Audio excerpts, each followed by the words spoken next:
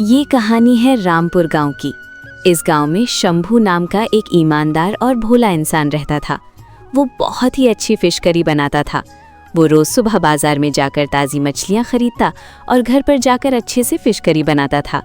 जब उसकी fish curry अच्छे से तैयार हो जाती तो शंभू गांव में जाकर ठेला लगाता था और सिर्फ 20 रुपये में ही खिलाता था। वो ऐसा क्यों करता था, आज तक किसी को कुछ मालूम नहीं था। हमेशा की तरह आज भी शंभू का सबसे पहला ग्राहक वहाँ के रामू चाचा आ गए। अरे शंभू, मुझे एक बात समझ नहीं आती कि तुम इतने सस्ते में कैसे सबको फिश करी खिलाते हो। अगर ऐसा करोगे तो ये सब कब तक चलेगा? तुम्हारा क्या होगा, क्या करोगे फिर? तुम्हारे पास इतना पैसा कहाँ से आ रहा है? अगर तुम ऐसा ही करते रहोगे तो एक दिन तुम कंगाल हो जाओगे। रामू चाचा, देखिए बेकार की बात मत कीजिए। फिश करी खानी है तो खाइए, मैं तुरंत परोस देता हूँ, और नहीं खानी है तो मेहरबानी करके घर चले जाइए।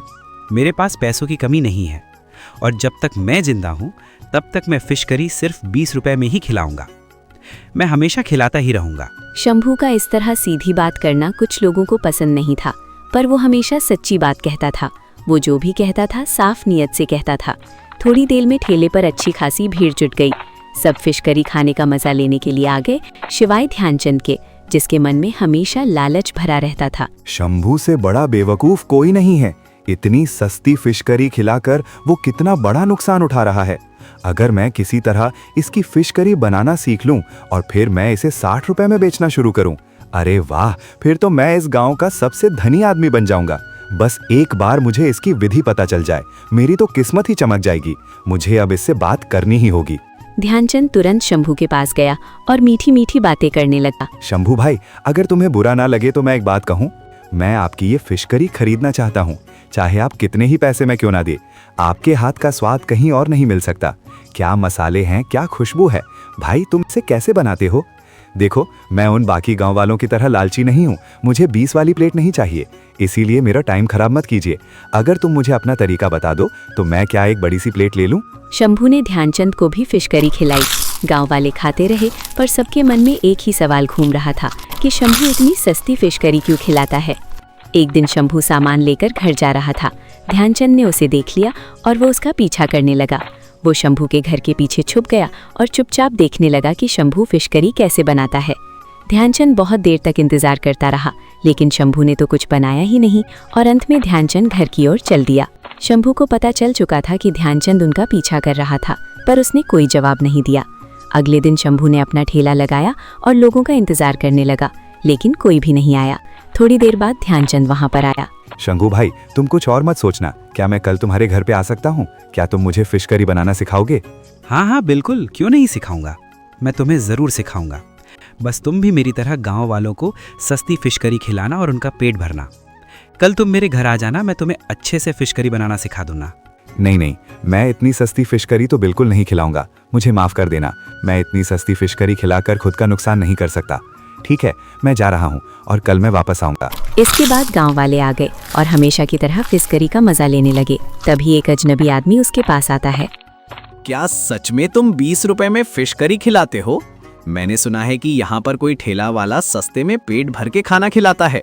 क्या ये सही बात है? हाँ, आप सही जगह पर आए हैं। मैं ही सस्ते में लोगों को फिश करी खिलाता हूँ। अगर आप खाना चाहते हैं तो मैं आपको भी एक प्लेट दे देता हूँ। नहीं, माफ कीजिए, मैं इतना लालची नहीं हूँ। ये गांव वाले तो सीधे और भोले भाले होते हैं।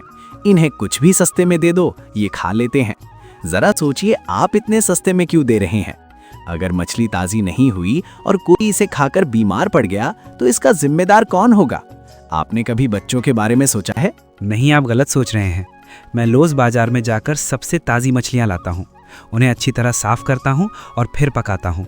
मैं आपको खराब फिश करी नहीं दे सकता। मैं आपको जानता हूँ, आप गांव वालों को भड़काकर उन्हें नुकसान पहुंचाना चाहते हैं। अगर गांव वाले मेरी बात नहीं मानेंगे तो उन्हें बाद में पछताना पड़ेगा। मेरी बात मानकर कल आप मेरी दुकान पर मत आइएगा। वो आदमी ये सब कहकर अपने गांव चला गया। गांव वाले भी फिश करी खाकर अपने घर चले गए। शंभू भी घर जाकर आराम करने लगा और सोचने लगा, ये कैसी दुनिया है? अगर किसी का भला करो तो वो बुरा ही करता है। मैं इतनी ताज़ी फिश करी इतने सस्ते में खिलाता हूँ, फिर भी लोग मुझ पर शक कर रहे हैं। मैं इन्हें अपना राज कैसे बताऊं?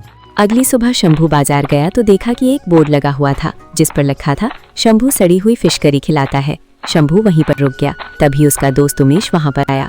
शंभू भाई, कहाँ हो तुम? और इतने उदास क्यों लग रहे हो? क्या बात है? हाँ उमेश, मैंने अभी अभी ये बोर्ड देखा है। अब तुम ही बताओ उमेश, क्या मैं सड़ी हुई फिश करी खिलाता हूँ? नहीं नहीं, मैंने तो अपनी आंखों से देखा है। अगर वो आदमी गांव वालों को भड़का रहा है तो गांव वाले उसकी बात मान लेंगे। और आज के जमाने में अच्छा काम करना बहुत ही मुश्किल भरा है। अगर तुम किसी का भला करोगे तो लोग तुम्हारे बारे में बुरा ही सोचेंगे। हाँ उमेश, तुम बिल्कुल ठीक कह रहे हो। अब देखो कौन आता है और कौन नहीं। अगर वे आते हैं तो भी ठीक और नहीं आते हैं तो भी ठीक। मैं तो अपना काम करता रहूँगा। अच्छा उमेश, अब मैं बाजार जा रहा हूँ। ये कहकर शंभू बाजार गया। शंभू बाजार से मछलियाँ और मसाले ले आता है। उसने सोचा कि उमेश की बातें अगर सच हुई तो उसकी सारी मछली बर्बाद हो जाएगी। शंभू मन ही मन सोचता है, क्या आज मैं थोड़ी कम फिश करी बनाऊँ? नहीं, मैं तो पूरी बनाऊंगा और उसे लेकर जाऊंगा, नहीं तो मछलियाँ खराब हो जाएगी। शंभू ने फिश करी बनाई और ठेला लेकर गांव के चौराहे पर खड़ा हो गया। वो इंतजार करता रहा पर कोई नहीं आया। शंभू निराश हो गया। थोड़ी देर बाद उमेश आया और उसने फिश करी खाई। शंभू भाई, तुम मेरे सच्चे दोस्त हो। गांव वाले आए या ना आए, पर मैं हर हाल में तुम्हारे दुकान पर आता रहूंगा। मुझे लगता है कि गांव वाले उस अजनबी की बातों में आ गए हैं। अब कोई दुकान पर नहीं आएगा। अब हमें किसी दूसरे गांव में जाने के बारे में सोचना चाहिए। भाई शंभू, तुम बुरा ना मानो तो एक बात कहूँ, वैसे भी तुम्हारी ये फिश करी खराब हो जाएगी। अगर तुम सारी फिश करी मुझे दे दो तो मैं इसे अपने परिवार को खिलाऊंगा। हाँ हाँ, क्यों नहीं, ले जाओ उमेश, मैं इसका क्या करूँ? शंभू ने सारी फिश करी उमेश को दे दी और घर पर जाकर सो गया। अगली सुबह शंभू बाजार गया। वहां पर रामू काका आए। बेटा, आज तुम फिश करी मत बेचो। गांव के मुखिया को सारी बात मालूम हो गई है और उन्होंने शाम तक एक बैठक बुलाई है। तुम्हें उस बैठक में जरूर आना होगा। मेरी बात मानो, घर चले जाओ। नहीं चाचा, मुझे तो मछली बेचनी है। अगर मुखिया मुझे आज बुलाते हैं तो मैं आज ही सबको बताऊंगा। उन्हें कहिए कि बैठक कल बुलाएं। अगर वो मेरी बात मानते हैं तो ठीक है, क्योंकि मैं अपनी फिश करी का राज कल ही बताऊंगा। अगर वो नहीं मानते हैं तो मैं ये गांव छोड़कर और किसी दूसरे गांव में चला जाऊंगा। शंभू फिश करी बेचने लगा। तभी दो आदमी उसके पास आए। शंभू भाई, पंचायत में एक जरूरी बैठक है और उसमें तुम्हें बुलाया गया है। शंभू फौरन अपना सामान समेटकर बैठक में गया। शंभू, क्या चल रहा है? तुम क्या कहते हो इस बारे में? तुम इतनी सस्ती फिश करी खिलाते हो गांव वालों को। लगता है कि उसे सड़ी हुई फिश करी खिलाकर तुम इसकी जमीनें हड़प लोगे। नहीं नहीं मुखिया जी, मैं लालची नहीं हूँ। मैं कई सालों से फिश करी खिला रहा हूँ। अगर कोई भी ये कह दे कि वो मेरी फिश करी खाकर बीमार पड़ा है तो मैं अपनी सारी संपत्ति उसे दे दूंगा। ठीक है, हमने मान लिया कि तुम सच बोल रहे हो, लेकिन अगर तुम ईमानदार हो तो गांव के लोगों की तरह क्यों नहीं फिश करी बेचते हो? तुम इतनी सस्ती क्यों खिलाते हो?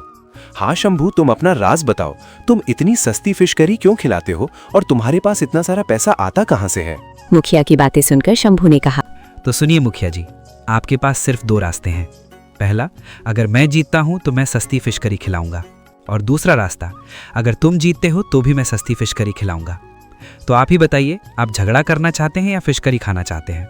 गांव वाले कुछ देर चुप हो जाते हैं। तभी उसमें से एक व्यक्ति ने कहा, हम फिश करी खाना चाहते हैं और ये भी जानना चाहते हैं कि तुम इतनी सस्ती फिश करी क्यों खिलाते हो। ये सुनकर शंभू ने तुरंत गांव वालों को अपनी पूरी कहानी बताई। सुनो, कई सालों पहले की बात है। मैं एक ढाबे पर नौकरी करता था। मालिक बहुत ही ज़्यादा कंजूस और लालची था। लोगों से वो लूटने का काम करता था। उसे अपने कर्मों की सज़ा मिली। उसका पूरा परिवार उसकी आंखों के सामने मर गया। उसे एहसास हुआ कि उसने बहुत बड़ा पाप किया है। एक रात उसके सपने में एक आदमी आया और उसने कहा, तुमने जो भी काला धन कमाया है उसे गरीबों में बांट दो। जब उसे ये बात पता चली तो उसने अपना सब कुछ मुझे दे दिया और बहुत सारा पैसा भी दिया। और उसने कहा, जब तक तुम ये सारा पैसा खत्म नहीं कर लेते तब तक अपने गांव जाना होगा और गरीबों को बहुत ही कम दाम में पेट भरकर खिलाना होगा। तब से मैं कई गांव में इतनी सस्ती फिश करी खिला रहा हूँ और जहाँ भी लोग शिकायतें करते हैं वहाँ से मैं चला जाता हूँ। वो सब सुनकर ध्यानचंद चुपचाप घर चला गया और शंभू वो गांव छोड़कर दूसरे गांव चला गया। गांव वाले अब अपनी गलती पर बहुत पछता रहे।